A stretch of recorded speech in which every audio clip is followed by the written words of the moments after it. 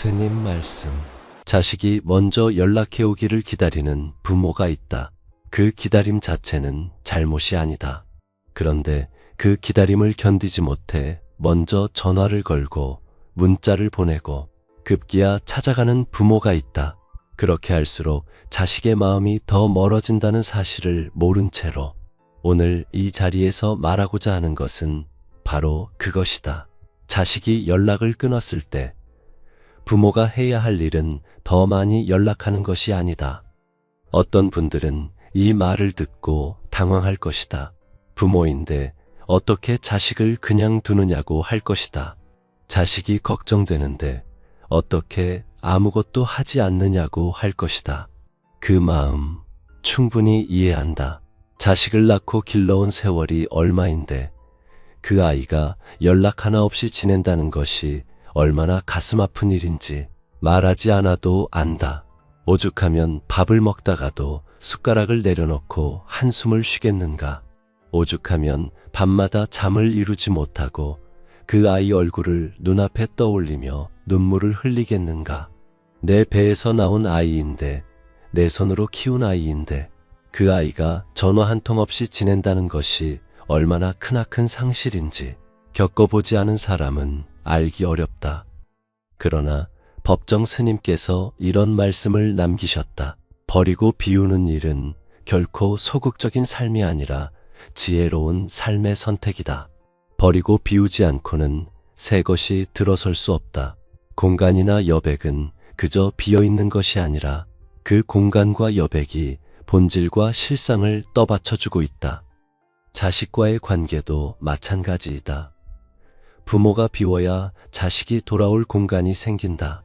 부모가 놓아야 자식이 스스로 걸어올 수 있다. 채우려 할수록 상대가 떠나가고 비울수록 상대가 돌아오는 것이 관계의 이치이다. 물을 생각해보라.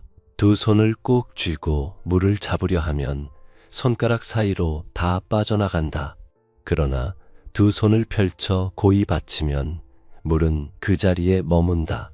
사람의 마음도 물과 같다. 쥐려 할수록 빠져나간다. 놓는 순간 오히려 머문다. 어떤 어머니가 있었다. 70을 바라보는 나이였다. 아들이 4년째 연락을 끊고 지낸다고 했다. 며느리와의 갈등에서 비롯된 일이었는데 어느 순간부터 아들도 전화를 받지 않고 명절에도 얼굴을 보이지 않는다고 했다. 처음에는 매일 전화를 걸었다. 받지 않으면 문자를 보냈다. 문자에 답이 없으면 카카오톡을 보냈다. 그래도 묵묵부답이면 결국 찾아갔다. 아들 집 앞에서 몇 시간씩 서 있다가 돌아온 적도 있다고 했다. 한겨울에도 그랬다고 했다. 발이 꽁꽁 얼어도 혹시 문이 열릴까 하는 마음에 그 자리를 떠나지 못했다고 했다. 이웃이 나와서 거기서 뭐 하냐고 물으면 그냥 지나가는 길이라고 하고 돌아섰다고 했다. 그렇게 하고 나면 자신의 마음이 어떠냐고 물었을 때 그 어머니는 한참을 말이 없더니 이렇게 말했다. 더 비참해진다고 했다. 아들의 마음도 얻지 못하고 내 자존심도 무너지고 내 몸도 상하고 삼중으로 고통받는다고 했다. 그러면서 그 어머니는 다시 물었다. 그러면 어떻게 해야 하느냐고. 어떻게 해야 이 고통을 끝낼 수 있느냐고. 그렇다. 어떻게 해야 하는가? 오늘 그 답을 함께 찾아가 보도록 하자. 이 채널을 오래 함께 해주신 분들께 늘 감사한 마음을 전한다. 멤버십으로 함께 해주시는 분들께는 특별히 더 감사드린다. 아직 구독을 누르지 않으신 분이 계시다면 지금 구독과 좋아요 한 번씩 눌러주시길 부탁드린다. 이 이야기가 꼭 필요한 분께 닿을 수 있도록 함께 해주시기 바란다. 법정 스님께서는 말씀하셨다. 침묵은 인간의 기본적인 존재 양식이다. 말을 한다는 것은 자기가 자신을 밖으로 표현해야 할 어떤 동기나 목적이 있어야 한다. 이 말씀이 얼마나 깊은가. 우리는 너무 많은 말을 한다. 너무 자주 연락을 한다. 너무 자주 찾아간다. 그러면서 상대의 공간을 침범한다. 자식도 사람이다. 지금 그 아이에게는 홀로 있는 시간이 필요하다.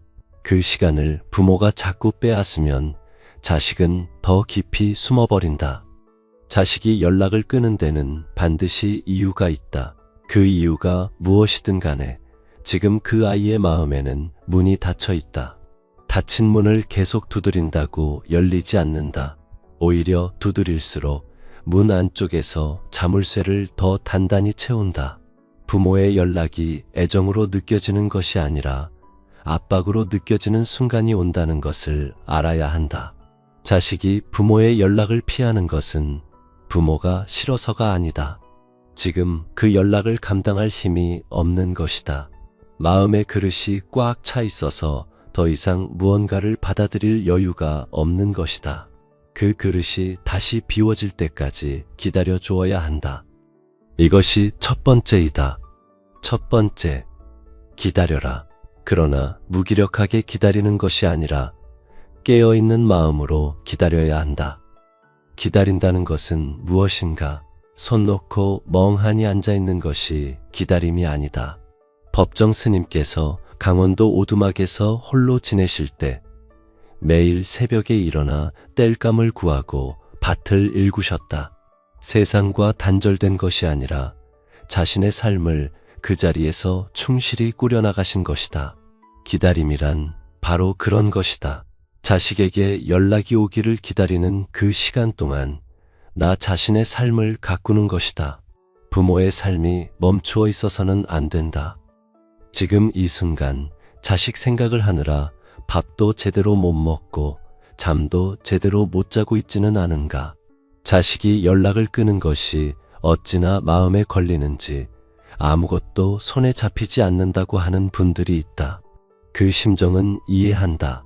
그러나 생각해 보아야 한다. 지금 이렇게 부모의 몸이 상하고 마음이 무너지는 것을 자식이 안다면 기뻐하겠는가? 아니다. 그 자식도 괴롭다.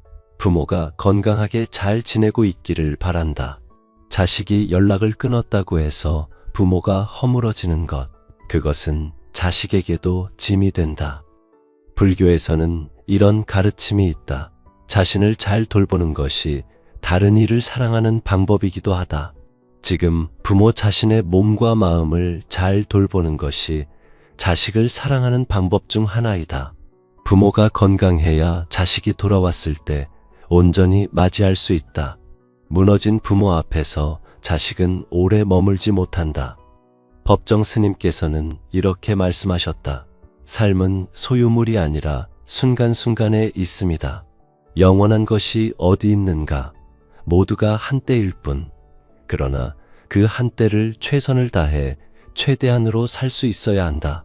삶은 놀라운 신비요 아름다움이다. 자식과 멀어진 이 시간도 한때이다. 그 한때를 부모는 어떻게 보낼 것인가? 무너진 채로 보낼 것인가? 아니면 스스로를 가꾸며 기다릴 것인가? 나뭇잎이 다 떨어진 겨울나무를 보라. 그 나무가 죽은 것처럼 보여도 뿌리는 살아있다. 봄이 오면 반드시 새움이 돋는다. 지금 부모와 자식 사이가 그 겨울나무처럼 보일 수 있다. 그러나 뿌리가 살아있는 한 봄은 온다. 그 뿌리를 잘 지키는 것이 기다림이다. 어떤 할아버지가 있었다. 아들이 연락을 끊은 지 5년이 넘었다. 처음 2년은 그 할아버지도 온갖 방법으로 연락을 시도했다. 중간에 친척을 통해 연락을 해보기도 했다. 아들 친구에게 부탁해보기도 했다. 그렇게 할수록 아들은 더 깊이 숨어버렸다. 친척을 통해 전해지는 말들이 오히려 아들을 더 멀게 만들었다. 어느 날 할아버지는 결심했다. 이제 연락을 하지 않겠다고. 아들이 싫어서가 아니라 아들을 위해서라고. 그 대신 매일 아침 마당에 나가 텃밭을 가꾸기로 했다. 오이도 심고 고추도 심고 상추도 심었다. 혼자 먹기에는 너무 많은 양이었다. 이웃에게 나누어 주었다. 그 텃밭을 가꾸면서 할아버지는 자식 생각을 조금씩 내려놓기 시작했다. 땅을 일구고 씨앗을 심는 일에 집중하다 보면 잠시나마 마음이 고요해졌다. 그렇게 3년이 지났을 때 아들에게서 연락이 왔다. 아들은 아버지가 어떻게 지내는지 궁금해서 전화했다고 했다. 할아버지는 텃밭 이야기를 했다. 아들은 자기도 주말에 가서 거들고 싶다고 했다. 텃밭이 두 사람의 다리가 된 것이다. 할아버지가 자신의 삶을 잘 가꾸고 있었기에 자식이 돌아올 이유가 생긴 것이다. 깨어있는 기다림이란 이런 것이다. 자식의 이름을 부르며 불안해하는 대신 오늘 하루를 충실히 사는 것이다. 아침에 일어나 창문을 열고 바람을 느끼는 것이다. 좋아하는 책 한 권을 펼쳐드는 것이다. 오래전부터 하고 싶었지만 미루어온 무언가를 시작하는 것이다. 그렇게 부모 자신의 삶이 맑아질수록 자식이 돌아올 자리도 맑아진다. 부모의 마음이 환하게 밝혀져 있을 때 자식은 그 빛을 향해 걸어온다. 이제 두 번째 이야기를 해보자. 어떤 아버지가 있었다. 딸이 결혼 후에 연락을 끊었다. 딸의 남편과 생각이 맞지 않아 크게 다툰 것이 계기였다. 그 뒤로 딸은 전화도 받지 않고 아버지의 연락을 모두 차단해버렸다. 아버지는 처음에 억울하다고 했다. 내가 뭘 그렇게 잘못했느냐고 했다. 나는 아비로서 최선을 다해 살았다고 했다. 딸이 어릴 때부터 고생시키지 않으려고 먹고 싶은 것, 입고 싶은 것, 하고 싶은 것을 다 해주었다고 했다. 그런데 돌아오는 것이 이것이냐고 분통을 터뜨렸다. 자식 키우는데 몸 갈아 넣었는데 이런 대접을 받아야 하느냐고 했다. 그 아버지에게 이런 물음을 드려보았다. 딸에게 공부를 잘하라고 다그친 적이 있었는지, 딸의 선택에 그건 아닌 것 같다고 말한 적이 있었는지, 딸의 친구와 비교하며 저 집 아이는 이런데 넌 왜 그러느냐고 말한 적이 있었는지, 딸이 좋아하는 일을 하겠다고 했을 때 그게 밥이 되느냐고 한 적이 있었는지, 딸이 스스로 내린 선택에 그것은 잘못됐다고 말한 적이 있었는지. 아버지는 한동안 말이 없었다. 있었다고 했다. 그것이 자식을 위해서였다고 했다. 그게 다 딸을 사랑해서 한 말이었다고 했다. 그렇다. 그것은 사랑이었다. 그러나 그 사랑에는 조건이 붙어 있었다. 내가 생각하는 모습으로 자라야 한다는 조건, 내가 인정하는 선택을 해야 한다는 조건, 내가 보기에 좋은 삶을 살아야 한다는 조건, 그 조건이 자식의 마음에 켜켜이 쌓인 것이다. 그 무게가 너무 무거워져서 자식이 짐을 내려놓듯 관계를 내려놓은 것이다. 이것이 두 번째이다. 두 번째, 나 자신의 속얼굴을 마주하라. 자식과의 갈등 원인을 밖에서 찾으려 하지 말라. 법정 스님께서는 이렇게 말씀하셨다. 나는 누구인가? 스스로 물으라.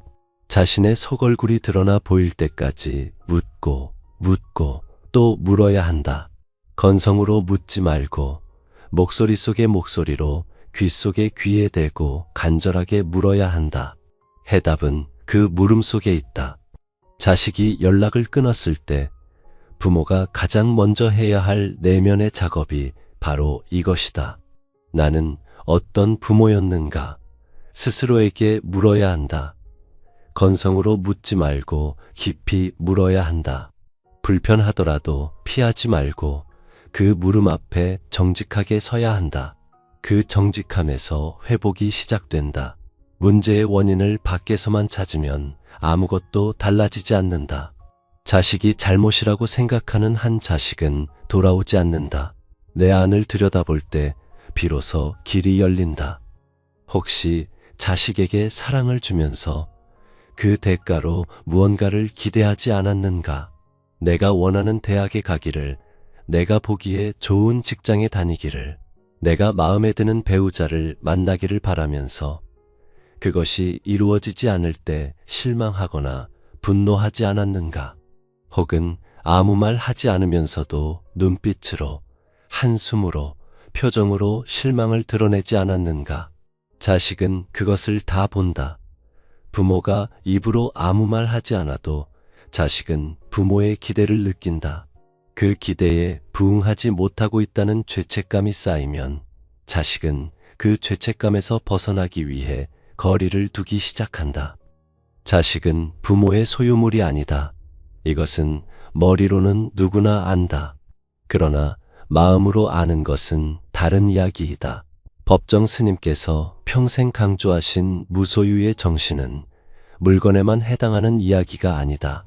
사람과의 관계에도 마찬가지이다.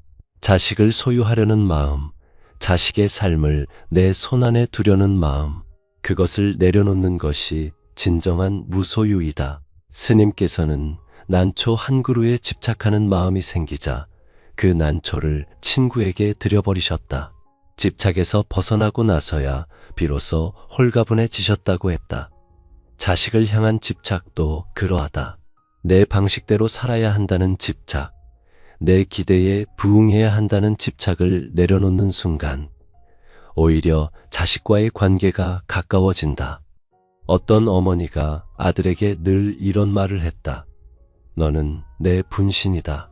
내가 살아온 인생에서 가장 잘한 일은 너를 낳은 것이다. 그 어머니는 그 말이 최고의 사랑 표현이라고 생각했다. 그런데 아들은 어느 날 이렇게 말했다. 저는 어머니의 분신이 아니에요. 저는 저예요. 어머니가 원하는 삶을 살기 위해 태어난 게 아니에요. 그 말 한마디에 어머니는 충격을 받았다. 어떻게 자식이 그런 말을 할 수 있느냐고 했다. 그러나 아들의 말이 틀렸는가? 아들은 옳았다. 다만 그 말이 상처가 될 줄은 몰랐을 것이다.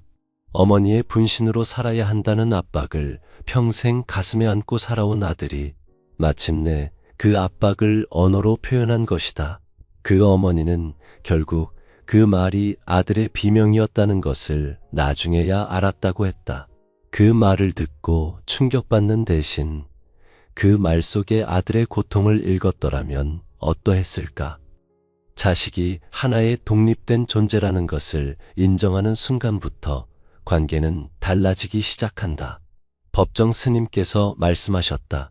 사람은 본질적으로 홀로일 수밖에 없는 존재다. 홀로 있다는 것은 물들지 않고 순진무구하고 자유롭고 전체적이고 부서지지 않음을 뜻한다. 자식도 홀로인 존재이다. 부모에게서 태어났지만 자식의 영혼은 부모의 것이 아니다. 그 아이에게는 그 아이만의 삶이 있고 그 아이만의 고민이 있고 그 아이만의 꿈이 있다. 부모가 그것을 인정하지 않을 때 자식은 자신의 영혼을 지키기 위해 거리를 둔다. 그것은 부모를 미워해서가 아니다. 자신을 지키기 위한 본능적인 반응이다. 부모가 그것을 이해하는 것, 거기서부터 진정한 화해가 시작된다. 어떤 할머니가 있었다. 아들이 연락을 끊은 지 2년이 넘었다. 그 할머니는 아들이 어릴 때부터 가진 고생을 해가며 아들을 대학까지 보냈다. 아들이 잘 되기를 바라는 마음에 아들 앞에서 늘 힘들다는 말을 했다. 내가 잘 돼야 내가 살아온 보람이 있다는 말을 수도 없이 했다. 아들이 40이 넘어서도 그 말은 계속됐다. 아들이 결혼하고 손자가 생기고 나서도 마찬가지였다. 어느 날 아들이 말했다. 어머니, 저는 어머니의 보람을 위해 사는 게 아닙니다. 그 말을 끝으로 아들은 연락을 끊었다. 할머니는 억울하다고 했다. 뼈 빠지게 살았는데 자식에게 이런 말을 들어야 하느냐고 했다. 그러나 아들의 말을 다시 들어보면 알 수 있다. 그 아들은 평생 죄인처럼 살았다. 어머니의 희생이 자신의 짐이었다.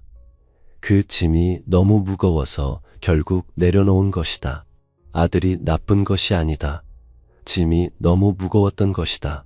사랑이라는 이름의 짐이 가장 무겁다. 사랑은 받는 사람이 사랑이라고 느껴야 사랑이다. 내가 사랑으로 한 일이 상대에게 부담으로 느껴진다면 그것은 다시 생각해 보아야 한다. 내 희생이 상대에게 부채감이 되어 있지는 않은가? 내 헌신이 상대에게 압박이 되어 있지는 않은가? 이것을 묻는 것이 자기 성찰이다. 내 사랑의 방식이 옳은가를 묻는 것이다. 이 물음은 아프다. 그러나 이 아픔을 피하면 아무것도 달라지지 않는다. 법정 스님께서는 말씀하셨다. 나 자신의 인간 가치를 결정짓는 것은 내가 얼마나 높은 사회적 지위나 명예 또는 얼마나 많은 재산을 갖고 있는가가 아니라 나 자신의 영혼과 얼마나 일치되어 있는가이다. 부모로서의 가치도 마찬가지이다. 내가 얼마나 많이 해주었는가가 아니라 내 사랑의 방식이 얼마나 자식의 영혼과 일치하고 있었는가가 중요하다. 그것을 묻는 용기가 필요하다. 그 용기를 낸 부모가 달라진다. 달라진 부모에게 자식이 돌아온다. 어떤 어머니가 있었다. 딸이 2년째 연락이 없었다. 명절에도 생일에도 연락이 오지 않았다. 그 어머니는 처음에 원망했다. 딸에게 화가 났다. 그러나 어느 날 밤 잠이 오지 않아 누운 채로 딸의 어린 시절을 떠올렸다. 딸이 초등학교 때 그림을 그려서 가져온 날이 있었다. 어머니를 그린 그림이었다. 어머니는 그 그림을 받아들고 이게 뭐야? 잘 그리지도 못하네 라고 했다. 딸의 얼굴이 굳어지던 그 순간이 떠올랐다. 중학교 때 성적표를 가져온 날, 잘 받아온 과목 대신 못 받아온 과목을 먼저 짚어내던 자신의 모습이 떠올랐다. 고등학교 때 딸이 미술을 하고 싶다고 했을 때 그게 밥이 되느냐고 한 말이 떠올랐다. 대학에서 남자친구를 사귀었을 때 공부나 해라고 했던 말이 떠올랐다. 딸이 직장을 그만두겠다고 했을 때 그렇게 쉽게 포기하냐고 했던 말이 떠올랐다. 그 어머니는 그날 밤 처음으로 울었다. 딸이 야속해서 운 것이 아니라 자신이 해온 말들이 너무나 부끄러워서 울었다. 딸의 인생에서 중요한 순간마다 자신이 딸의 어깨를 짓눌렀다는 것을 그제야 알았다. 그 어머니는 말했다. 그 밤 이후로 달라졌다고 했다. 딸에게 연락을 하지 않기로 했다. 대신 딸의 행복을 빌기 시작했다. 딸이 잘 먹고 잘 자고 있기를 빌었다. 딸의 삶이 딸이 원하는 방향으로 잘 흘러가기를 빌었다. 비난도 추궁도 없이 그냥 딸이 행복하기를 빌었다. 한 달이 지나고 두 달이 지나도 연락은 오지 않았다. 그러나 어머니의 마음이 달라지기 시작했다. 초조함이 사라지고 편안함이 찾아왔다. 그리고 1년쯤 지난 어느 날 딸에게서 문자가 왔다. 엄마, 잘 지내? 단 5글자였다. 그러나 그 5글자가 어머니에게는 세상에서 가장 긴 문장처럼 느껴졌다고 했다. 손이 떨려서 휴대폰을 놓을 수가 없었다고 했다. 무엇이 달라진 것인가? 어머니가 달라진 것이다. 어머니가 집착을 내려놓으니 그 에너지가 달라진 것이다. 자식은 부모의 말을 듣기 전에 부모의 마음을 먼저 느낀다. 부모의 마음이 달라지면 자식도 달라진다. 이것이 진리이다. 말로는 설명하기 어렵지만 살면서 몸으로 느끼게 되는 진리이다. 부처님께서 말씀하셨다. 자신을 이겨내는 것이 1000명의 적군을 이기는 것보다 위대한 승리이다. 자식과의 갈등에서 밖에 있는 원인을 찾는 것보다 내 안을 들여다보는 것이 훨씬 어렵다. 그러나 그것이 진정한 용기이다. 그 용기를 내는 부모만이 자식에게 다시 다가갈 자격을 얻는다. 그 용기를 낸 사람이 진정으로 강한 사람이다. 이제 세 번째 이야기를 해보자. 어떤 아버지가 있었다. 아들이 5년 만에 연락을 해왔다. 아버지는 그동안 얼마나 기다렸는지 모른다. 전화벨이 울렸을 때 아들의 번호가 뜨는 것을 보고 손이 떨렸다고 했다. 심장이 쿵 내려앉았다고 했다. 그런데 전화를 받자마자 아버지가 한 말은 이것이었다. 그동안 어디 있었어? 어떻게 이제야 연락을 해? 왜 이렇게 오래 걸렸어? 아들은 그 순간 다시 말문을 닫았다. 아버지의 첫마디가 비난이 되어버린 것이다.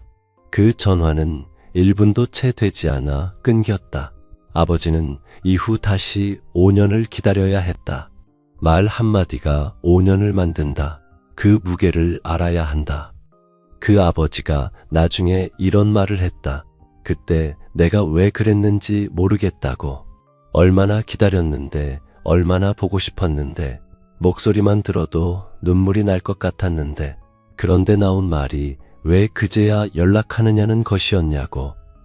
내 안에 쌓인 원망이 먼저 나와버린 것이라고.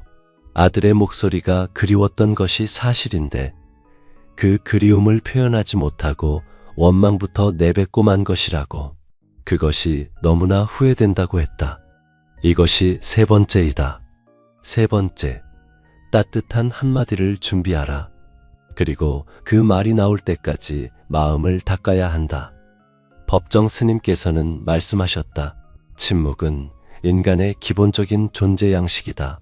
그러나 침묵이 전부가 아니다. 말해야 할 때가 오면 말해야 한다. 다만 그 말은 옳고 그름을 따지는 말이 아니라 사랑과 그리움만을 담은 말이어야 한다. 말이란 특별한 힘이 있다. 사람을 살리는 말이 있고 사람을 죽이는 말이 있다. 같은 상황에서 어떤 말을 하느냐가 앞으로의 모든 것을 바꾼다. 자식이 돌아올 때 혹은 자식에게 먼저 한마디를 건네야 하는 순간이 올 때 그 말이 무엇이어야 하는지를 지금부터 준비해야 한다.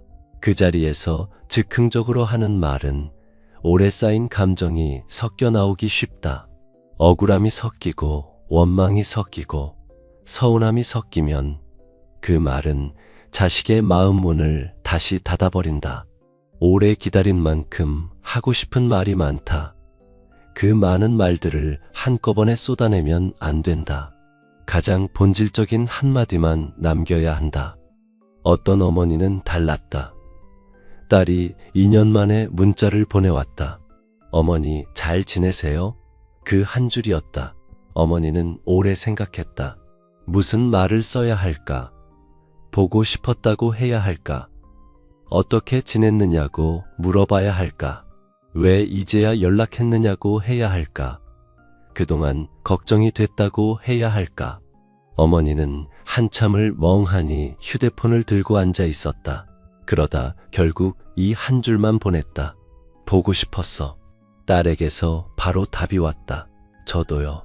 그 두 글자가 2년 만의 화해의 시작이었다. 그 어머니는 그 문자를 받은 날을 평생 잊지 못한다고 했다. 손이 떨려서 휴대폰을 놓을 수가 없었다고 했다. 두 글자가 이렇게 클 수가 없다고 했다. 보고 싶었어. 이 5글자 안에 무소유의 사랑이 담겨 있다. 왜 연락 안 했느냐는 추궁도 없다. 그동안 어떻게 살았느냐는 캐물음도 없다. 잘 지냈느냐는 형식적인 인사도 아니다. 오직 하나, 내가 보고 싶었다. 그것뿐이다. 조건이 없다. 기대가 없다. 기다렸다는 원망도 없다. 그냥 보고 싶었다는 진심만 있다. 그것이 자식의 마음을 녹인다. 모든 방어벽이 그 한마디 앞에 무너진다. 법정 스님께서는 이렇게 말씀하셨다. 우리가 지금 이 순간 전 존재를 기울여 누군가를 사랑하고 있다면 이 다음에는 더욱 많은 이웃들을 사랑할 수 있다. 다음 순간은 지금 이 순간에서 태어나기 때문이다. 지금이 바로 그때이지 시절이 따로 있는 것이 아니다. 지금 이 순간 전 존재를 기울여 자식을 사랑하라.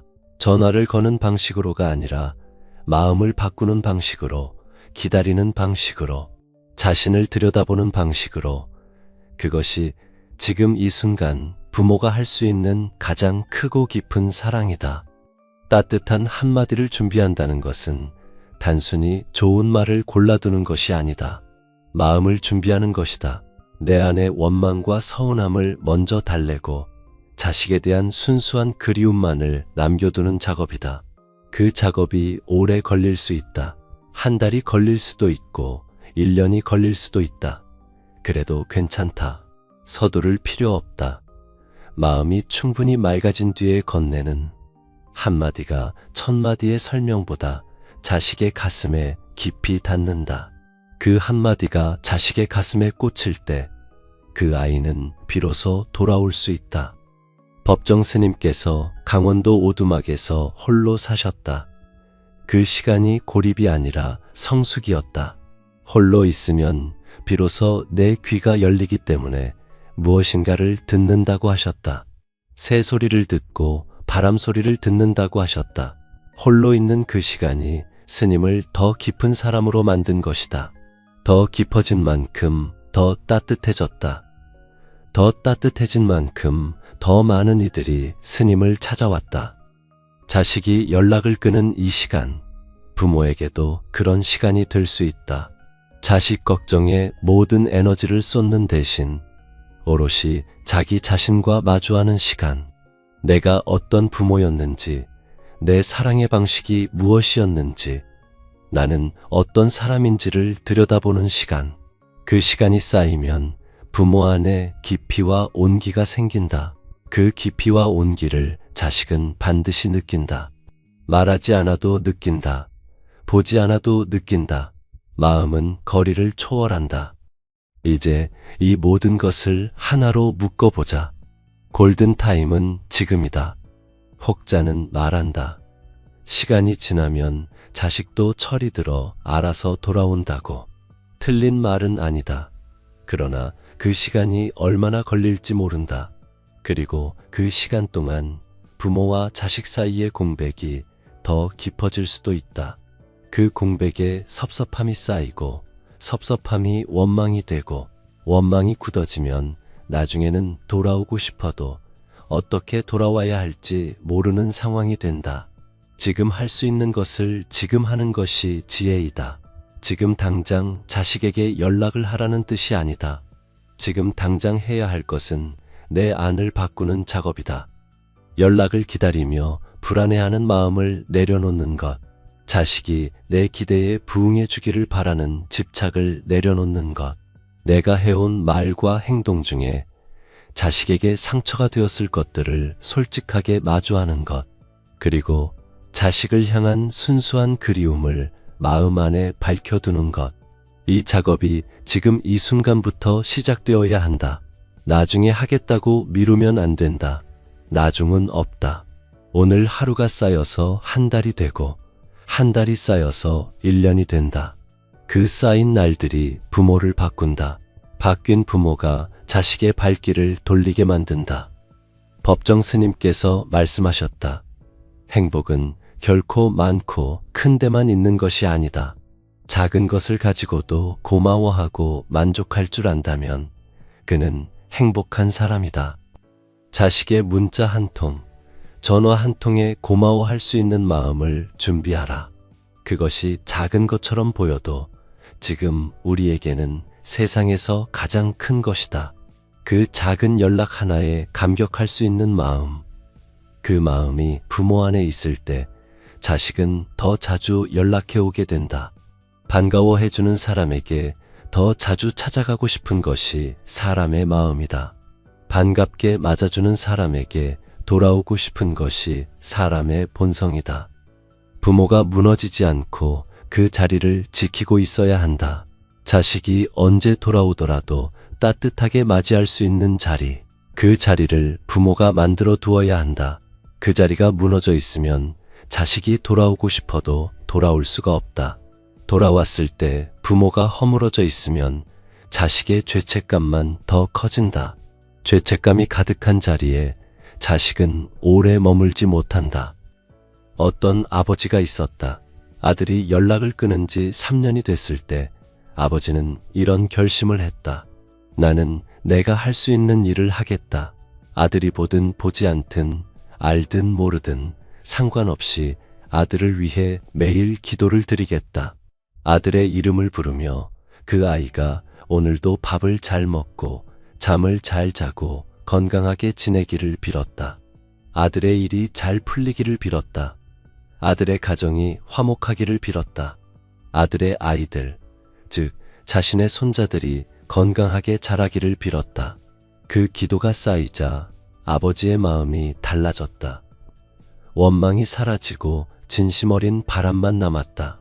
아들이 미울 때도 있었는데 그 미움이 점점 사라지고 그냥 잘 지냈으면 하는 마음만 남았다고 했다. 그렇게 1년이 지났을 때 아들에게서 연락이 왔다. 아들은 아버지가 어떻게 지내는지 궁금했다고 했다. 아버지는 잘 지내고 있다고만 했다. 잔소리도 없었고 서운한 말도 없었다. 그 한마디가 아들의 마음을 열었다.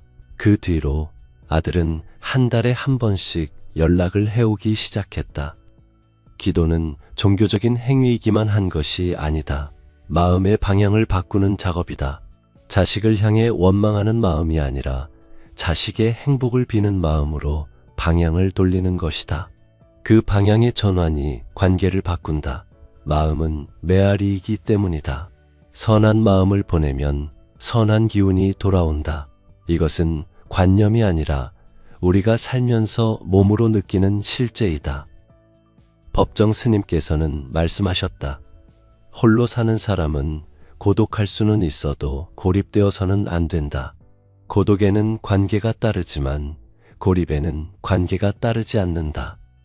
자식과의 사이가 멀어져 있어도 고독이어야지 고립이 되어서는 안 된다. 지금 자식과는 연락이 끊겼지만 주변에 이웃이 있고 친구가 있고 삶이 있다. 그 삶에 충실히 임하는 것이다. 고독 속에서도 세상과 연결되어 있는 것이다. 그 연결이 살아있는 사람에게서 풍기는 따뜻한 기운이 된다. 그 기운이 자식에게도 전해진다. 부모가 고립 속에 쓰러져 가고 있다면 자식은 그것을 알게 되는 순간 더 큰 짐을 지게 된다. 부모가 고독 속에서도 빛나고 있다면 자식은 그 빛을 향해 걸어온다. 스님께서는 또 이런 말씀을 남기셨다. 무엇인가 채워져 있으면 본 마음이 아니다. 텅 비우고 있어야 거기 울림이 있다. 울림이 있어야 삶이 신선하고 활기 있는 것이다. 부모의 마음을 비워라. 자식에 대한 기대를 비우고 원망을 비우고 서운함을 비워라. 그 빈자리에 울림이 생긴다. 그 울림이 자식에게 닿는다. 텅 비어야 채워진다. 내려놓아야 돌아온다. 이것이 역설 같지만 이것이 진리이다. 법정 스님의 삶이 그것을 온몸으로 보여주셨다. 더 비울수록 더 많은 이들이 찾아오는 삶, 더 내려놓을수록 더 풍요로운 삶, 그것이 무소유의 역설이다. 정리해보자. 자식이 연락을 끊었을 때 부모가 해야 할 것은 3가지이다. 첫째, 기다려라. 그러나 무기력한 기다림이 아니라 자신의 삶을 충실히 가꾸는 깨어있는 기다림이어야 한다. 자식이 돌아올 공간을 비워두는 것, 그것이 지혜로운 기다림이다. 자식에게 연락하고 싶은 마음이 들 때마다 그 에너지를 자신의 삶을 가꾸는 데 써라. 그것이 자식에게 줄 수 있는 가장 건강한 선물이다. 둘째, 나 자신의 속 얼굴을 마주하라. 자식과의 갈등 원인을 밖에서 찾지 말고 내 안을 들여다보라. 내 사랑의 방식이 어떠했는가를 솔직하게 물어보라. 혹시 조건부 사랑이었는가? 혹시 나의 기대를 자식에게 투영하지 않았는가? 그 물음이 깊어질수록 관계가 회복될 실마리가 보인다. 참회는 나를 작게 만드는 것이 아니라 나를 맑게 만드는 것이다. 셋째, 따뜻한 한마디를 준비하라. 추궁도 원망도 서운함도 없이 오직 보고 싶다는 마음 하나만 담은 말을. 그 한마디가 세상 어떤 말보다 강하다. 그 말을 할 수 있을 때까지 마음을 닦아라. 마음이 맑아지면 그 말이 저절로 나온다. 자식이 언젠가 돌아올 것이다. 언제인지는 알 수 없다. 그러나 반드시 온다. 부모가 그 자리를 따뜻하게 지키고 있는 한 자식은 반드시 돌아온다. 집은 건물이 아니다. 마음이다. 부모의 마음이 따뜻하고 편안한 자리가 되어 있을 때 그곳이 자식에게 집이 된다. 어떤 아이도 집으로 돌아오지 않는 아이는 없다. 다만 집이 기다려 주어야 한다. 집이 먼저 변해야 한다. 그 변화가 지금 이 자리에서 시작될 수 있다. 봄이 오기 전에 나무는 겨울을 견딘다. 꽃이 피기 전에 나무는 혹독한 추위를 버텨낸다. 그 버팀이 있어야 꽃이 더 아름답게 핀다. 지금 이 시간, 자식과 멀어진 이 시간이 바로 그 겨울이다. 그 겨울을 잘 버텨야 한다. 그래야 봄이 왔을 때 더 환한 꽃을 피울 수 있다. 부모와 자식 사이에도 그런 봄이 온다. 반드시 온다. 오늘 이 자리에서 이 이야기를 듣고 있는 분들 중에 자식과 멀어져 가슴이 아픈 분들이 계실 것이다. 그 아픔이 얼마나 깊은지 이루 다 말로 표현할 수 없다는 것을 안다. 잠 못 드는 밤이 얼마나 많았는지, 밥상 앞에서 숟가락을 들다가 내려놓은 날이 얼마나 많았는지 말하지 않아도 안다. 그 아픔을 안고 오늘 하루를 살아가는 것, 그것이 이미 용기 있는 삶이다. 그 용기가 언젠가 자식의 마음을 움직일 것이다. 부모의 삶이 흔들리지 않고 그 자리에 있는 한 자식은 돌아올 곳이 있다. 오늘 하루도 잘 버텨내셨다. 그것으로 충분하다. 혹시 지금 비슷한 상황에 계신 분이 있으시다면 댓글에 솔직한 이야기를 남겨주시기 바란다.